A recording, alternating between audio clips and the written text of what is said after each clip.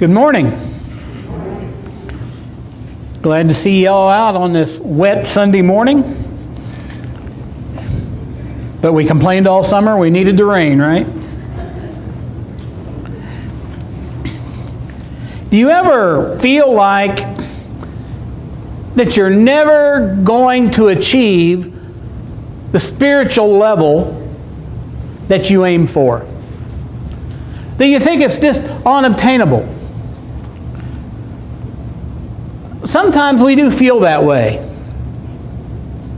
But on the other hand, if you feel like you've made it, you're probably being deceived by Satan. So there's a line that we walk, that we strive to reach a spiritual level, but while we're walking on this earth, we're probably never going to hit the plateau.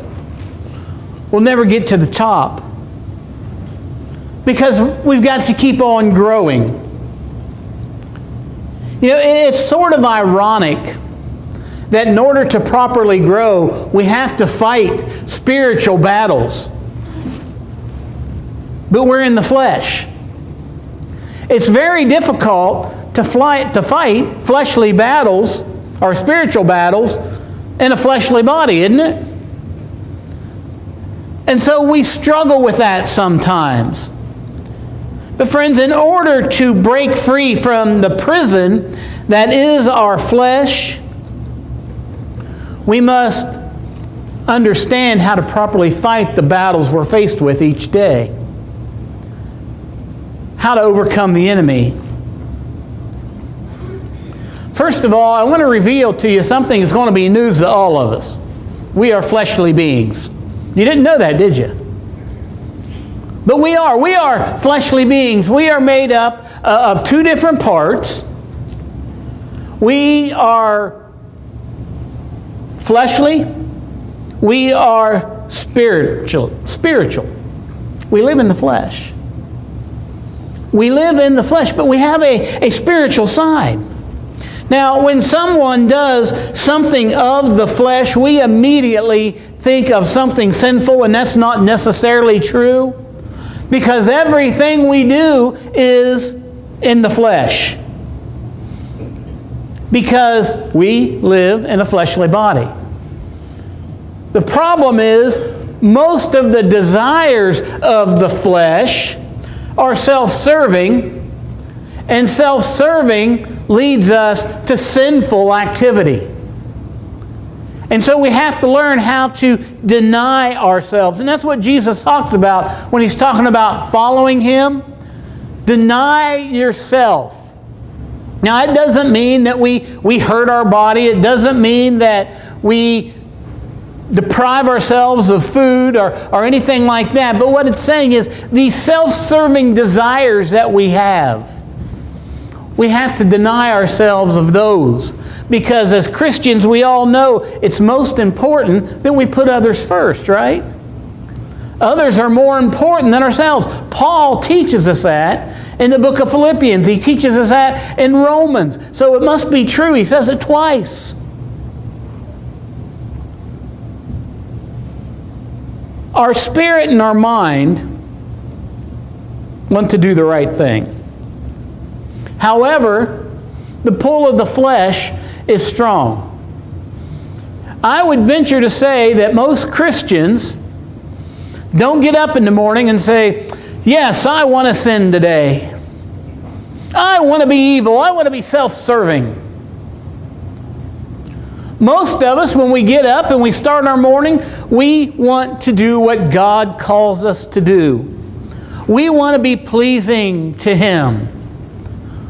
We want to do the things we know that are right, that are going to let our light shine. But you know what? Satan is out there watching, lurking, hiding in the shadows, saying, I'm going to find a way to trip them up.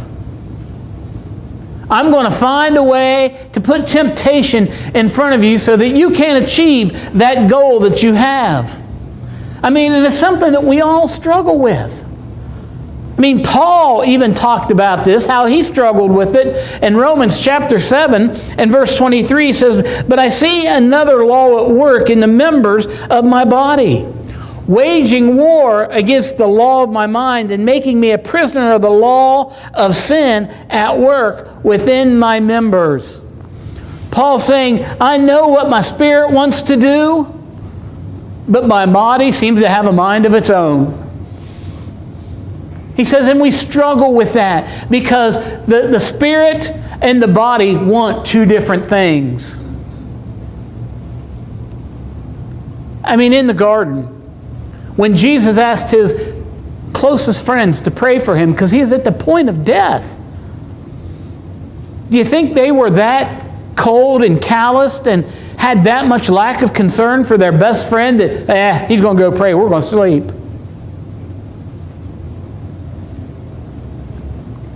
I think they wanted to watch with him.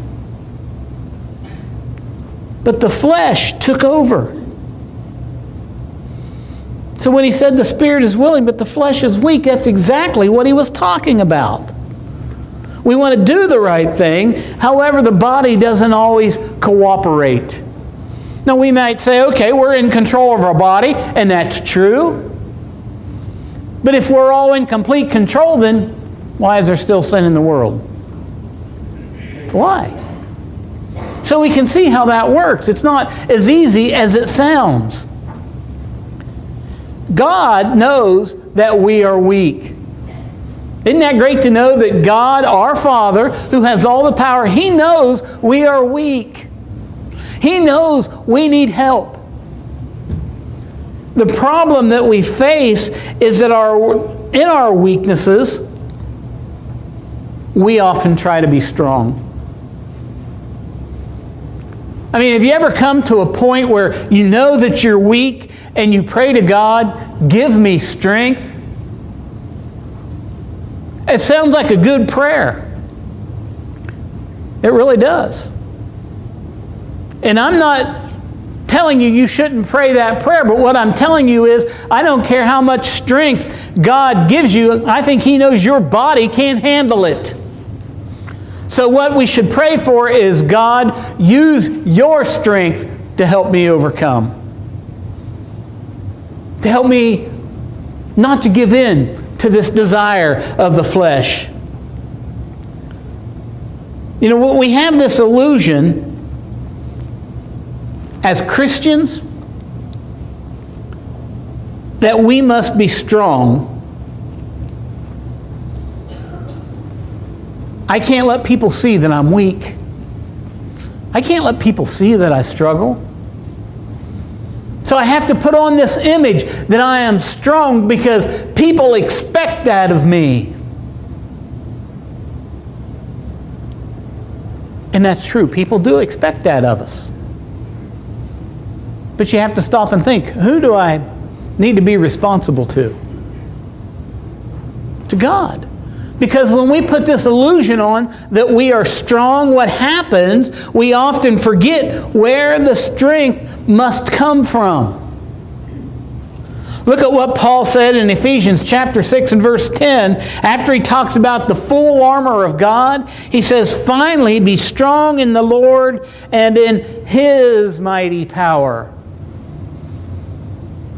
My strength can do nothing to defend me against Satan.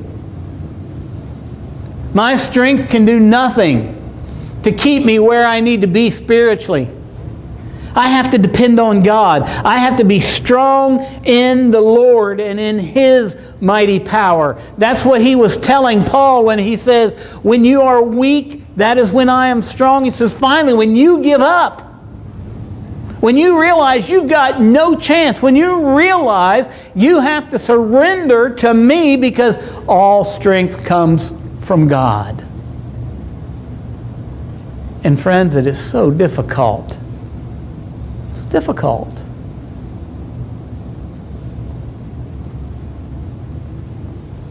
Now, if you all know my wife very well, you know her favorite saying when you're having a rough time. Suck it up, buttercup. And that's the way we feel in our Christian walk sometimes. I got to suck it up. But God says, no, come to me. Come to me and live in my strength. Live in my mighty power. And then after Paul reminded us where our strength comes from, he tells us exactly how we do this. He tells us to put on the armor of God, to buckle the belt of truth around our waist, put on the breastplate of righteousness. Have your feet be fitted with the gospel of peace. Have the shield of faith and the helmet of salvation and the sword of the Spirit. God gives us everything we need to use His mighty power, to use His strength. He tells us exactly what we need. He tells us exactly how to use it. Because He loves us. He loves us more than we can even imagine. You see, God equips us with all that we need to fight the spiritual battles we're going to face. You know, we've already mentioned the armor of God. But look at His direction in Ephesians chapter 6 and verse 18. And pray in the Spirit on all occasions with all kinds of prayers and requests. With this in mind, be alert and always keep on praying for all the saints. Now I want you to think about that a minute. If we would follow that direction, every one of us, keep on praying for all the saints, then that means we've got millions of people praying for us every day. Well, we're praying for millions of people. It's a big prayer chain. And we understand that every ounce of strength that I have is going to come from God, who possesses all the power and has the ability to grant any request that I put before Him. And He will. So when we think about strength and we think about where we are in our strength, we have to remember that it's nowhere without God. He supplies us with all the battle tools we need, and we need to always stay in communication with our commander, right?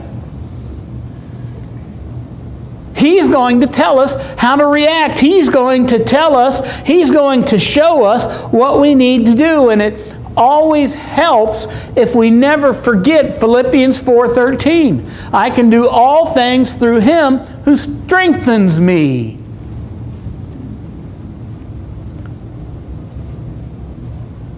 God loves us, and He wants to see us succeed. But we have to know that our battles are a different sort of war. I mean, it's different battling a fleshly enemy versus a spiritual enemy. Look back at 2 Corinthians chapter 10 and verse 3. For though we live in the world, we do not wage war as the world does. It's different. You know, in fleshly battles, you try to defeat your opponent into physical submission. Right? You want them to say, I give up. I cannot defeat you. You know, in a war, the object is to change something the adversary is doing or to take control. Basically, it comes down to, I want you to quit doing this, and I'm going to beat up on you until you do. Or I want something you have, and I'm going to keep fighting you until I get it. That's the goals in a physical war, isn't it?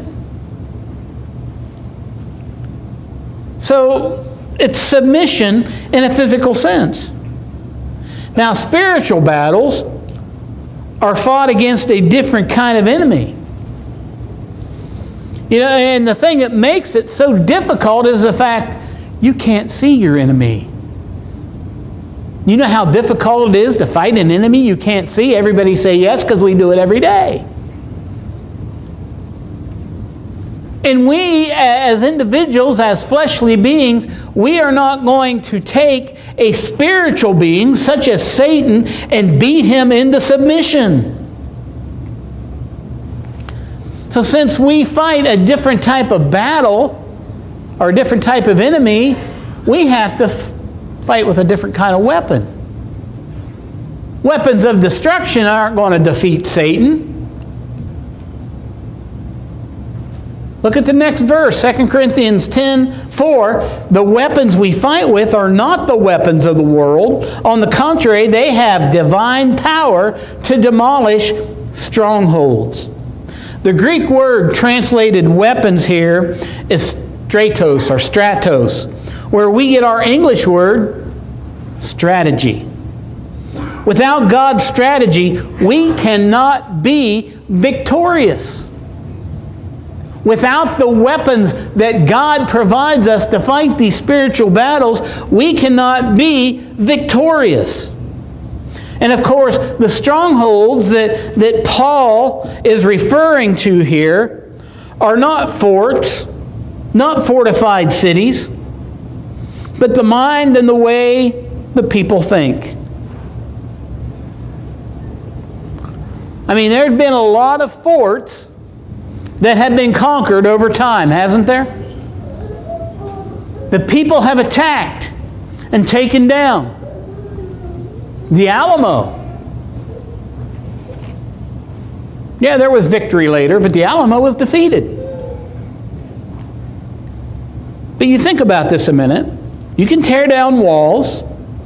You can break up concrete. You can demolish buildings. However, all of that is easier than getting people to change their minds. Do you ever think of that? That's why we need divine power. You know, I always laugh when we lived in Arizona, the Fox affiliate in Phoenix, every weekend they'd have their weekend implosion. And they would show a building being destroyed. And it just looks so simple and so easy. You're sitting there looking at it, and all of a sudden you see puffs of smoke come out, and the building just... We can't get people to change their mind that easily. We can't get people to change the way they think, especially those that are thinking in a way that's immoral and evil, that is serving the flesh. It's hard to get people to change that. That's why we need the divine power of God. That's why we're told that the gospel is the power of God to save. He doesn't tell us to go out and beat people into submission. He says, take them the gospel and let the gospel do its work. Not everybody's going to listen, but that's okay. That's their choice. But we have to allow God to work. And of course, it only makes sense to know that the only way for us to be victorious is to know how to defeat the enemy. You can't win if you don't know how. You can't. Friends, you don't take a knife to a gunfight. If you remember the movie Indiana Jones, the first one, he comes up on a man, I don't remember the exact thing, it's been years since I saw it, but the guy, of course Indiana Jones always has the whip, right? But the guy brings out a big sword. And he's over there doing all this funny stuff, and Indiana Jones pulls out his gun, boom. And the rumor is that scene was ad-libbed. Because they said that Harrison Ford said, everybody's seen me use this gun in a prior scene, and here's this guy with the sword. Why don't I just use it? But that's the whole thing. You've got to know what to take to the battle. Paul said, I'm not ashamed of the gospel, because it is the power of God to save, for the salvation of everyone who believes, first for the Jews, then for the Gentile. we need to know we cannot defeat the enemy on our own. I mean, I don't know how many people pay attention, or at least yesterday, to college football, but Old Dominion University took down Virginia Tech. Virginia Tech was the number 14 team in the nation. Old Dominion University has never beaten what they call a Power 5 team, let alone one ranked in the top 25.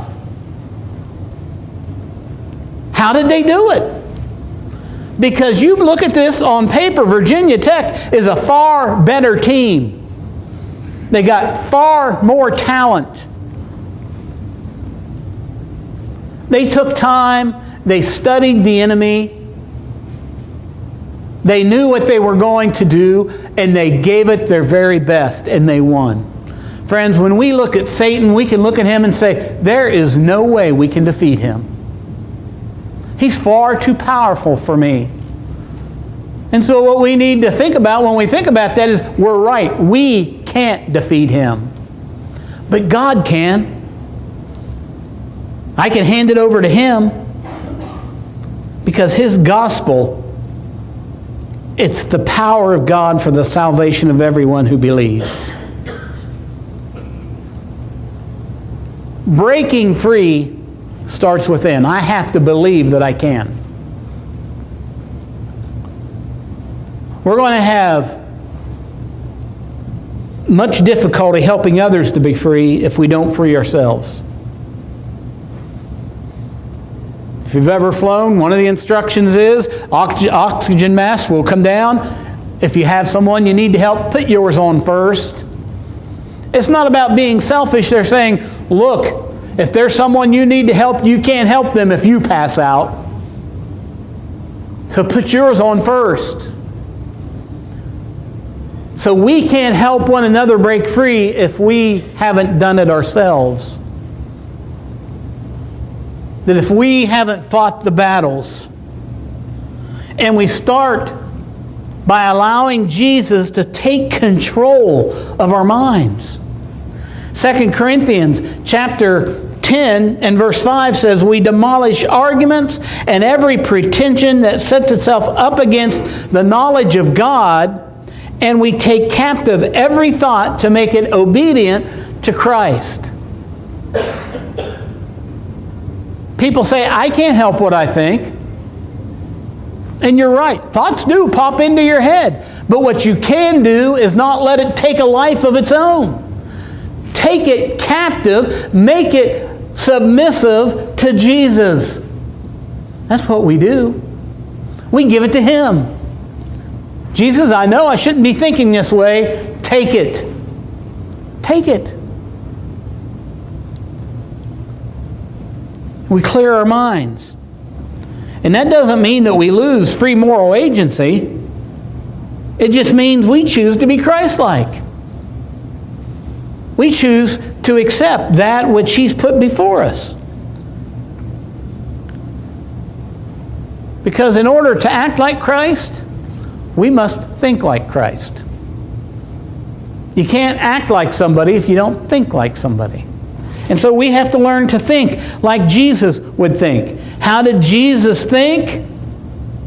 He determined that He would only do the will of His Father. I mean, He had a choice. He could choose not to do what He was sent to earth to do. But He chose to follow the will of God in everything. In John chapter 6 and verse 38, Jesus says, for I have come down from heaven not to do my will, but to do the will of Him who sent me. I didn't come down here to force my agenda on you. I come down here to present you with what God has given me to offer you salvation. Not the way I think it ought to be, but the way He designed it. He didn't have His own agenda in anything. His desire was to please God no matter what, so much to the point that He became obedient even to death on the cross, is what Paul tells us in Philippians. Earthly things are temporary. Spiritual things, well, they're eternal.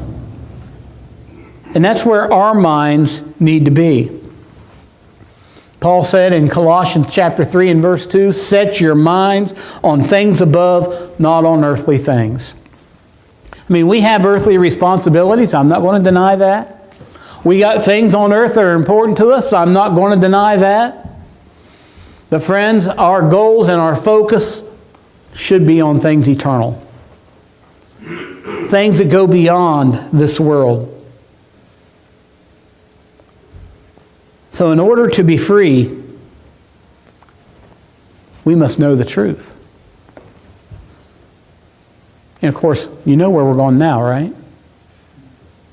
John 8:32. It doesn't get any plainer than that. Then you will know the truth, and the truth will set you free. See, we often put ourselves in prison because we fall for the lies of Satan. And that's not an insult to any of us. It's just because we are fleshly and the flesh is weak.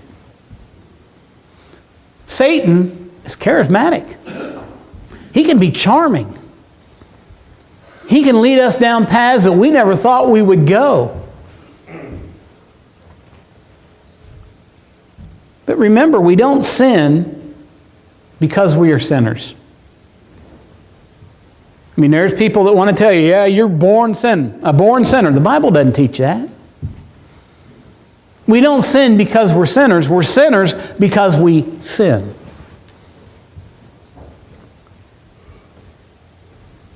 Because we choose. We don't think like Jesus thinks. And just for that split second, we may forget the truth. And so we put ourselves back in that prison. When we focus on the truth of God, we will be free from sin.